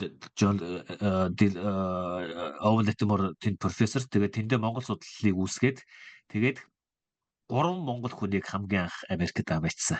Америкт хөл тавиад яг амьдэрсэн хамгийн анхны 3 хүн бол тэр 3 хүн. За дэлгэр хутагт онон өргөнгөө хангины гомжоо гэж. Онон өргөнгөө нь дагуур монгол хөө. Хангины гомжоо нь цахар монгол хөө. Дэлгэр хутагт нь салс монгол хөө. Ийм 3 өөр газрын 3 монгол хүнийг 1948-аас 49 онд Америкийн нэгдсэн улсад авчирснаар маш сонирхолтой үүх дүүх хэлсэн. Эндээс энэ 3 хүнээс Америкт монгол судлалд оруулсан хувь нэмэр маш их монголчуудыг Монголыг Америкт таниулах их үүд хэрэг тэгэхэд ихэлсэн байгаа. Америкт монголчууд гэдэг одоо одоо бид нар чи 20-од мянган хүн байна л гэдэг 30-аад мянган хүн байна л гэдэг 40-од ч гээл янз бүрийн тоо явуулаа тий. Бүр анхны ихлэн тэр 3 байхгүй 3 Монгол ирж байсан анхны. Тэгээд одоо жим болчиход байгаа. Тэгээд бүгдээрээ төр шашны маш утга зохиол хэл шинжилтийн идэвхтэй ажил үйл ажиллагаа явуулж байна. Хангины гомжийн Индианагийн сургуулийн багш за Джон Хопкинс тэнд оноо өргөнгөө Джон Хопкинс ажиллаж байгаа цаашаага Овел Латимортод Англи очиод Лидс Монгол судлалыг үүсгээд Лидсийн дараа Кембрижийн сургуульд Монгол судлалыг үүсгээд Их Британий Монгол судлалын чухал төвүүдийг үүсгэн байгуулж явуулсан. Дэлгэн утгач халимгуудын байгуулсан сүмийн анхны ширээт хамлам арна ажиллаад буддын бурхны шашныг үүдгээд ингээд явчихсан. Ингээд бүгдээрээ ингээд маш тодорхой үүргийг үүсгэсэн ийм их тийм анх хэлсэн 3 нэг мундаг эрдэмтэн хувилгаан чадaltaй хүмүүс ирсэн учраас суур их сайхан тавигдсан ийм түүх байт юм аа. Энэ бол одоо хоёр улсын хоорондын харилцааны түүх, хоёр улсын хоорондын хүн хоорондын харилцааны түүх, Америкийн нэгдсэн улсад ерөөс харийн улсад монголчууд анх ирж суурьсан түүх. Энийг цааш нь үзвэл одоо судалгаа явагдаж байгаа маш их сонирхолтой олон зүйл бий. Та тэгээд ингээд Монголын тусгай технологиг авч үлдэхийн төлөө одоо тэмцэжсэн гадаад орн руу ингээд дөрөөд гарсан энэ хүний загтлыг уншиж хахад та өөрөө ч гэсэн одоо ингээд гадаад амьдарч байна тий бид өрсөн гэж хэлэх гээгүй. Тэгэхээр та хоёрыг нэг холбосон тийм нэг юм нарийн мэдрэмж ч юм уу ийм сэтгэл зүрхний тийм одоо бид нар хизээний одоо эх орныхоо төлөөч гэх юм уу. За эх оронч үзэл үндэсрэх үзэл хоёр шал өөр тий эх оронч үзэл гэдгээр ярьж байна. Тэгэхээр ямар цагтлуудыг ингээд хөрвүүлж яхад бидний эх орн ямар чухал юм бэ гэдэг талаас анзаарсан л байна да. Нэг хоёр явдал ярьж игээ. Хоцтвайн одоо гиген түүхэн за Монголд шүтэн бичрэгч нарынхаа дунд байх юм бол одоо сайхан баян сэтгэлэн сайхан амьд том гиген түүхэн шүү дээ. Тэгт гадаад улсад амьдарч байна хүн мэдэхгүй танихгүй. Тэгээд цалин мөнгө төр гэж байхгүй. Овен Латимор л одоо тусалж дэмждэг тийм ээ. Тэгээд зүйлсэн дээр халимгуудын хамлан болсныхаа дараа л арай ихтэйхэн болсон л доо. Тэгэл ер нь одоо гадаадд Монголд хичнээн ямар ч мундаг ажил хийжсэн хүн байлаа гэхэд гадаадд ирэхэд ямар байдаг лээ дээ тийм ээ. За тэр мэдрэмж л шууд төрж байла. Би нэг загтлыг нь үзээд нулимс туслуулж ясан, уйлж ясан. Тэр яасан бэ гэхээр зэрэг хин $20 явуулдаг лөө. Овен Латимор. Яг тухайд $20 чинь их л мөнгө л дөө. Гэхдээ $20 явуулаад Овен Латимор тэгсэн чинь тэр $20 авчаад бичиж байгаа загтал нь үнэн гигээ үнэхээр бас өрөвдмөр. Одоо би баян болсон учраас надад битгий санаа зовоорой гэж. Одоо би баян болсон учраас. Тэгээд баян болчоод $20-ороо юу хийсэн бэ гэдгсэн чинь сониуч хүүхэд чиг юм сонирхдаг юм байна. Энэ Connecticut мужийн том музей үзсэн байгаа. Тэгээд тэр том музейг үзсэн чинь эртний бүр динозавраас өмнөх үеийн далайн нэг том одоогийн халим шиг гэхдээ халимаас хамаагүй том загсны янс үзээд тийм том загс тэгээ Монголоос ирсэн далайгүй газараас ирсэн хүмүүс үнэхээр гайхаад Монголд хамгийн том юм чинь тэмээ байгаа штэ. Овен Латиморт загтливчээд энэ загсны ам руу тэмээ бүтнээр орчих юм байна гэд. Тэгээд тэр загсны амыг зураад тэмээ орж байгаагаар зураад.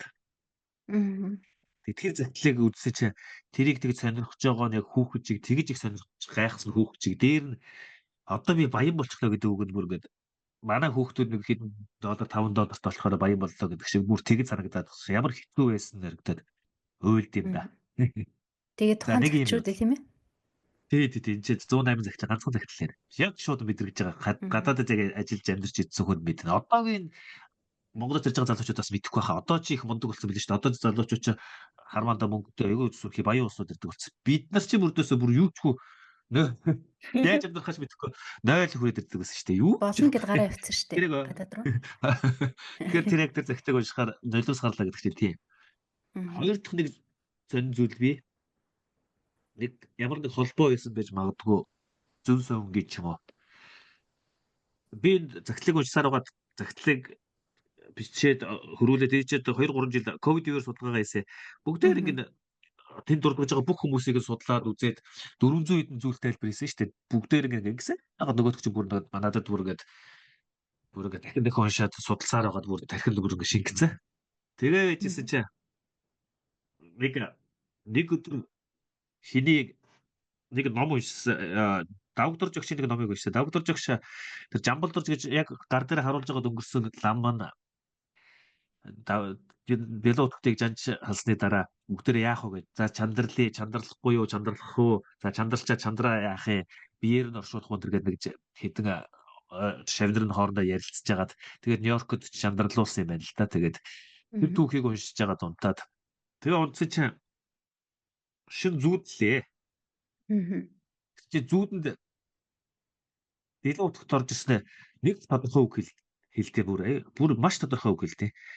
За намайг өгөхөр миний биеийг чандарлаад тэгээд тэр чандраа хийдэг шилдэ нийлүүлээрэ гэж. Толич одоо шилээр хийж байгаа шүү дээ. Тэр толь хийдэг шилдэ нийлүүлчээрэ. Тэгээд тэрүүгээр нэг том толь бүтээлгээрэ. Тэр толийг бүтээлгчээд тэгээд тэр толинд өөрийгөө харахтаа намайг давхар харж байгаараа гэж хэлэхгүй юу? За тэгээс ирчлээ. Тэг би бүр гайхаад. Ямар сонир зүйтэй тийм тодорхой. Тэгээ би тэр юугаа мартахгүй бол зүйдээ хүн мартахгүй бол фэйсбુક дээр бичсэн. Тэгж хүмүүс ямар сонир зүйд вэ? Чи ингэж хэлж ингээл зүүд тайлдаг хүмүүс сайн зүрийн юм тайлал хийлээл. За гэл тэгэл нэг сонирхолтой зүүд вэ? Ямар сонир юм бэ? Яасан гүн ухааны юм зүүдтэй давхар чандар нь тэр толинд шигдсэн юм чи. Тэ өөрөө чарагдана. Дэлгүүрт чарагдана гэдэг чи ямар сонир юм бэ гэд. Ингээд өнгөрлөө. За тэгжсэн чинь нэг энэ зүүднээс яг хэдхэн хоногийн дараа энэ дэлгүүртээ үлдээсэн одоо хэрэгжилжсэн бүх зүйлс энд байгаа. Тэрийг хадгалж байгаа хүн ирлээ. Монголон бэ те. Тэгээд бүр анхны монголчуудын нэг анх ирсэн нөгөө хамгийн анх ирсэн монголчууд. Тэгээд дэлгүүртний номыг гаргасан баяр хүргээд тэгээд энэ дээл утас бүх юм дотроос нь бид нар яриад шийдээд Монгол Америкийн соёлын холбоо гэж байгуулах. Бид нар яриад шийдээд танд нэг зүйл дэлгүүртний нэг зүйл заавал байх ёстой байна гэж шийдлээ. Тэгээд бид нэр энэ зүйлийг сонголоо. Энэ дэлгүүртний яг өөрийнх нь барьж ирсэн зүйл шүү гэдэг. Нэг юм гаргуулгаа. Дэлгүүртний юуг надад бэлгэлдэг байд ингээ хонгоо орсон чи томруулдаг шилээ те. Томруулдаг шил. Томруулдаг шил чинь болохоор нөгөө бид ойрын хараа муудахлаарэ ном уншихтаа нөгөө томруулдаг шилээр харна штэ. Тэгэхээр би тэр томруулдаг шилийг аваад ямар сони юм бэ? Би одоо энийгээр ингээд юм харах юм бол би дэлгүүр утгтээ нүдээр харж ирэх гэсэн үг бол надад болох нэ тэгээд. Ингээд байж итэл чинь дахиад бас нэг юм болж байгаа. Яг тэрийг тэгсэн нэг нацаг дурж гэдэг нэг манж судлаач түүхч залуу байдیں۔ Тэр нэг манж хэдний нэг үгийн тухай бичсэн. Нүдний толь гэж манж хэлээр ямар үгийг хэлдгийг мэдхүү гэдэг чээс. Нүдний толь. Тэгсэн чи юу юм гэдгсэн чи яг манжаар орчууд өгчлөө орчуулах юм бол нүдний толь гэж шилдэг. Дуран томруулдаг шилийг тэгж шилдэг гинэ. Дуран нүдний толь. Би бас тийг сонсч байсан юм байна. Тэгээд бүх юм хоорондоо учиртай санагдаад миний тэр зүүдэнд тэр толийг хараад намайг хараараа гэдэг нь би одоо дэлгүүр утгтээ томруулдаг шилийг басч тэрүүгээр би харахаар нүдээр нь харж байгаа мэт санагдаад за шүтэн барилга болсон юм байна. Би тэр конгрессийн нэмэсэнд явж байгаад би тэрийг нэг санаасргуучаас олсон биш юм байна. Орсон зураг ерөөсөө шүтэн барилга байсан юм байна гэж ойлгож явсан. Тэгээд одоо би тэр томруулдаг шилээ тэр дэлгүүртээ хадгалж дээдлэн задад хадгалж байдیں۔ Хаяа гаргаж ирж юм харсараа харчаал. Өстө үлгэрдэмг шиг сонсогдож байна. Би таныг тэр цагтлуудыг нь хөрвүүлсэн гэхээр тэр цагтлуудыг чинь нэлээд нухаж нэхвар уншдаг бах. Тэгээд монгол бичгээр бичсэн үг үйж байгаа зарим үгнүүдний хэрэглэхээ байсан үгүйч байж магадгүй. Тэгээд яг ягаад чинь ямар нэгэн юмыг тэрийг уншиж байхдаа таныг яг л ягаад чинь би уйлаад дуулаад уншсан болов уу гэж би бодсон. Яг зөв бидэрч. Би тэр нэг загтал дээр баян бочлоо гэж баярлдаг загтал дээр өөлсөн шүү дээ. Надад маш сонирхолтой санагдсан. Тэгээд Саруул Эрдэнэ доктортой ярилцах маш олон сэдвээр ярилцах одоо бидний мэдэхгүй түүхүүдийг ярих ийм сайхан зочин байж байгаа. Тэгээд дараа нэг удаа тусад нь урья гэж юу бодож байгаа. Тэгвэл манай дугаар маань энэ удаагийн дугаар маань цуслантай холбоотой бас хүүхдүүдэд зориулсан хүүхдүүд маань 1 2 хүүхд ч гэсэндээ их хэлээ ингээд сайхан сурчаасаа боломж бас байгаа юм байна. Магадгүй жилийн жилд энэ цуслан ажиллах болов уу гэж би одоо найдаж байна тий. Тэгэхээр энэ чиглэл рүү гол нь асуулт одоо өнөөдөр асуугээд 2 багшигаа урьсан учраас ингээд яриагаа төр Цэнгэ багш руугаа хандуулъя. Цэнгэ багш За. та байна уу? Унтсан уу? Би байж харин бүр бодоод төсөөлөөд баг нүдэндээ саруулаг шиг яаж баярлж байсан үйлчлэг төсөөлөө сууж илэр сая.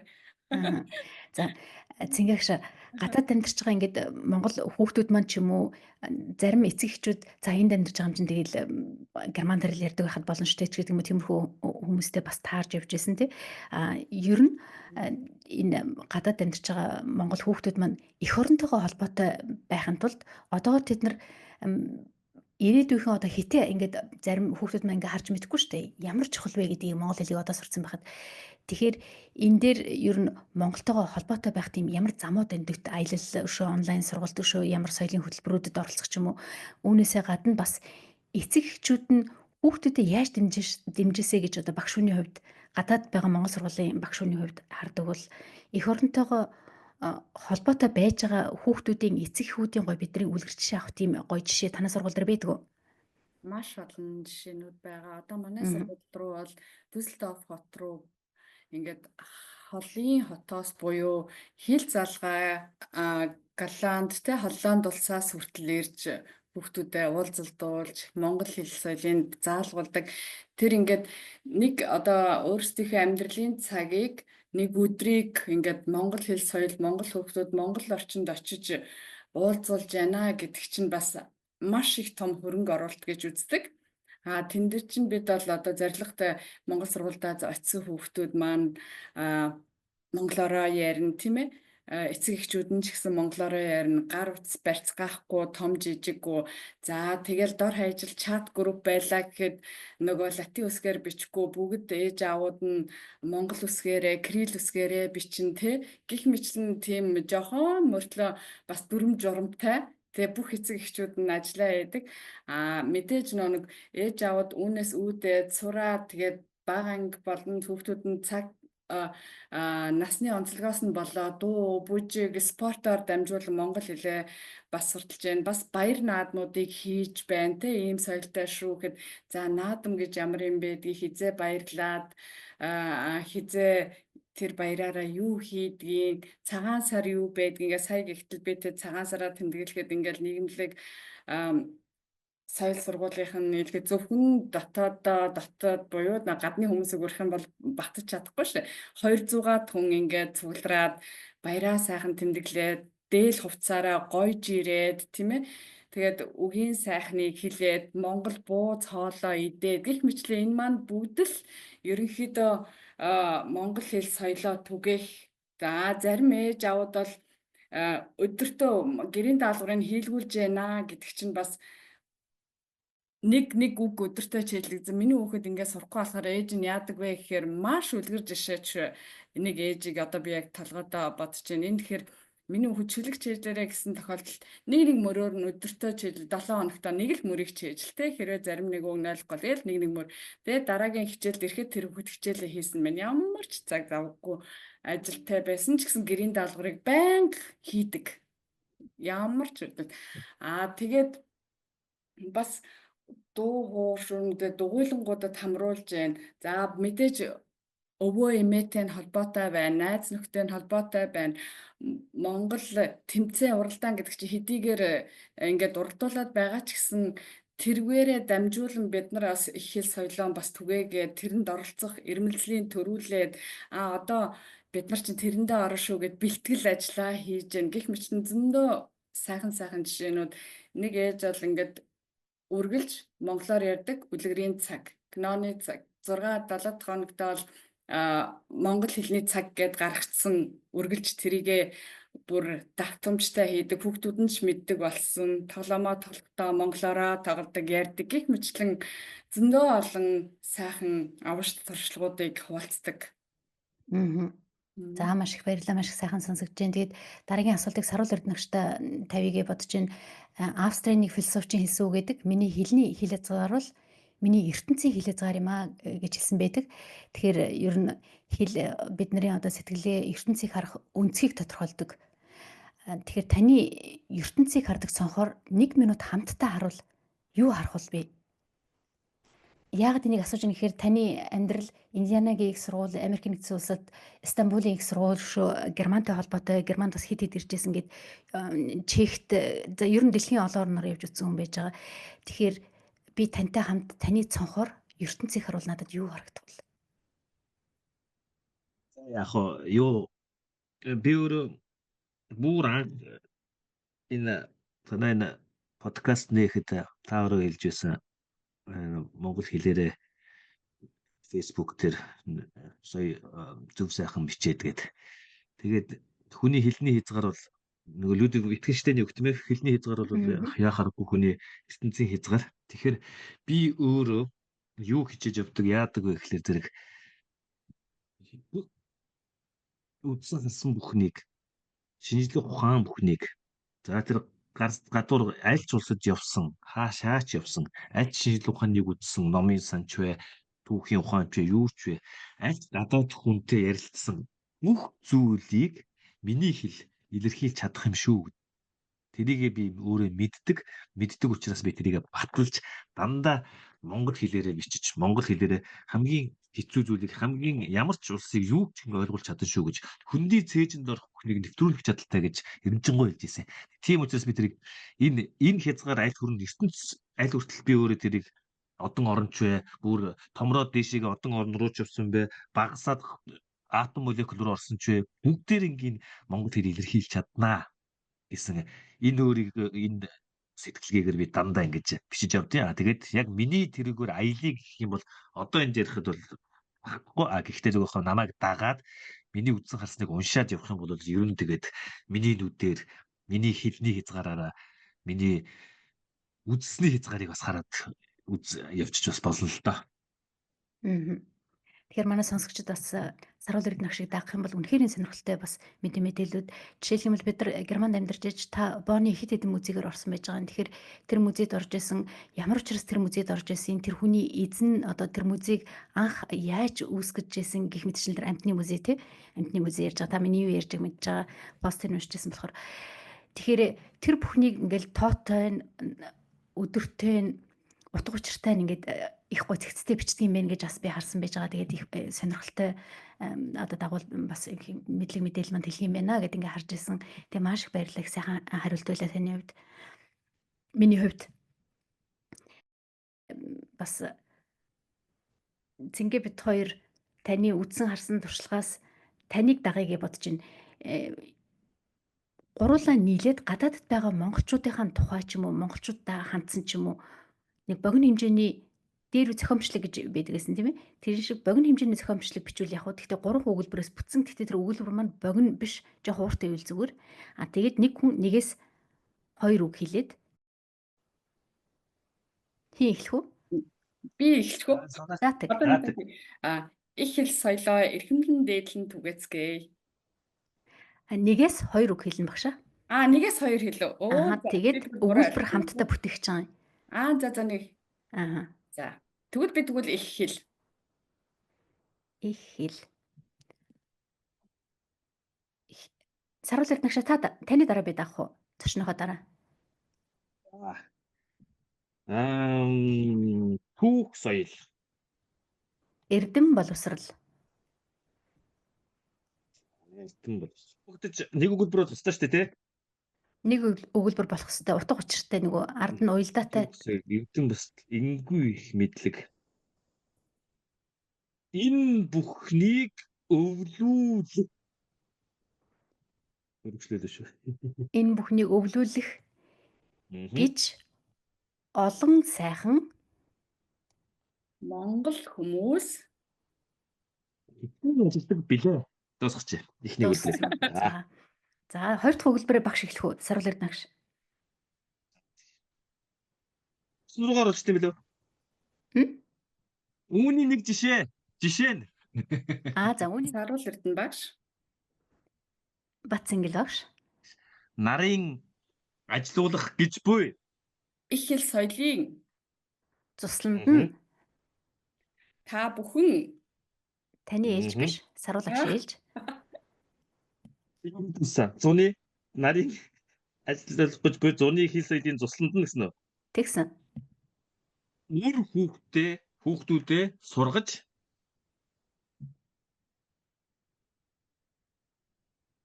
Цэнгэгш сайхан дурсамж бүтээгээрэй гэж хүсье. сайхан болтой шүү дээ. Сайхан дурсамж тэгээд.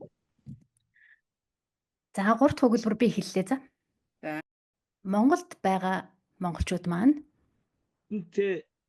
бидэнтэй саналлаа нэгтгэн хамтран ажиллаваас гадаадд байдаг монголчууд нь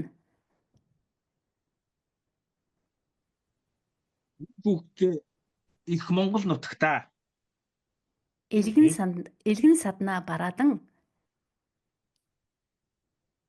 хүсэл тэмүүлэлтэйгээр сүлтэйгээр зааж байгаарай. Манай өгүүлбэртгүүн маань юу болсон гэж байгаа лээ. Би ч одоо хэслийнхаа өгүүлбэртгүүнээ марцсан явж байгаа. Нэг тэрээ ингэж ажиллах юм бол ийм ингэж болно гэсэн. Сэтгэлтэй. Монголчууд маань ингэсэн юм бол монголчууд маань гэж хэлсэн шүү дээ. Монголд байгаа монголчууд нэг юм бол эргэлтэй. шинэ гэдгээ төрж болохыг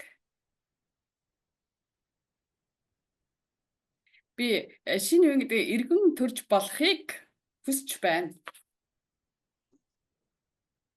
багшийн үгийг засч болохгүй. За. Энэ ирмэлцэлтэй Шинэ үеийнхэн эргэн болон төлөвшөж болохыг эргэн болон зүгээр тусахгүй.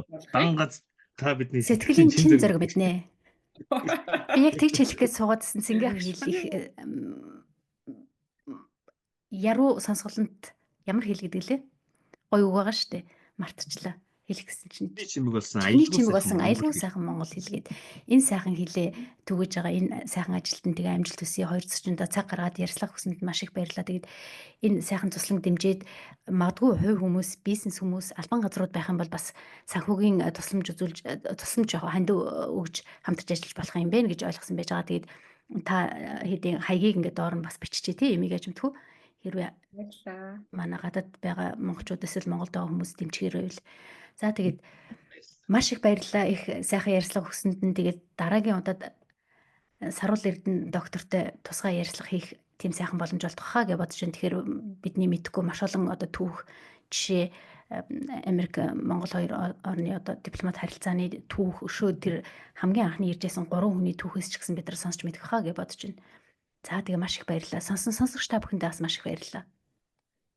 Баярлалаа. Globus podcast-ийн цэндэ чамдаа бас маш их баярлалаа. Энэхүү боломжийг олгон бид хоёрыг өрн оролцуулсанд тэгээд чиний нэг удаа магтчих дуу хоолойнд маш их таалагддаг. Өөрт чинь бас хэлсэн тий. Тэгээд дагдаг.